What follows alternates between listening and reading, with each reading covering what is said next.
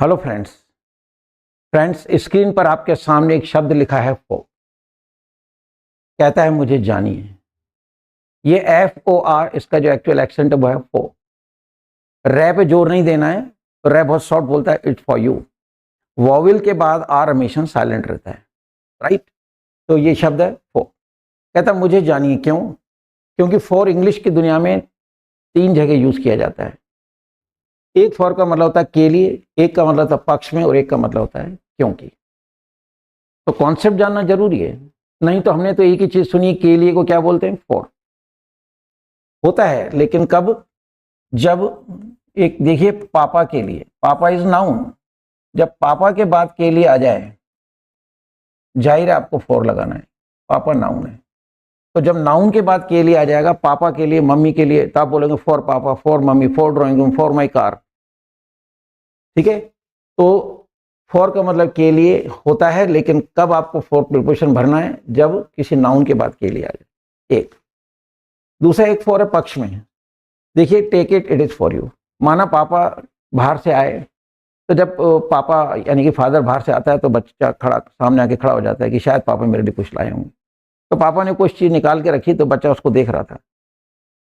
तो फादर ने कहा कि बेटा take it, it is for you, ये तुम्हारे लिए है। तो सामने जो बच्चा है वो नाउन है, उसके लिए हम बोल रहे हैं योर।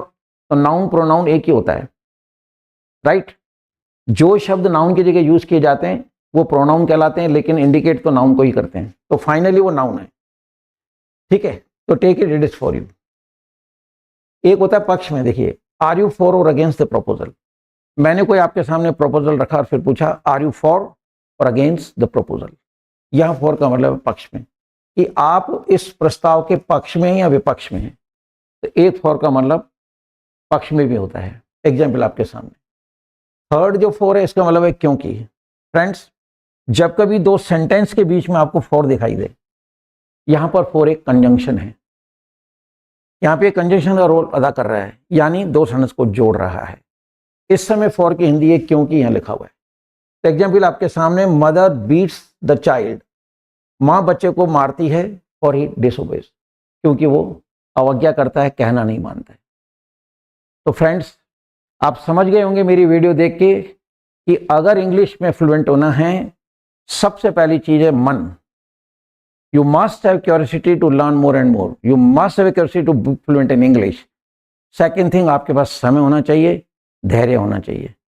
तो इन वीडियोस को बहुत ही तसल्ली से देखें, कॉपी में नोट करते चलें, और जब कभी आपको मौका मिले लिखने का, बोलने का, you please go on using the right concept, ताकि लोग आप पे हंसे नहीं। You may be not a part of मॉकिंग और गिगलिंग।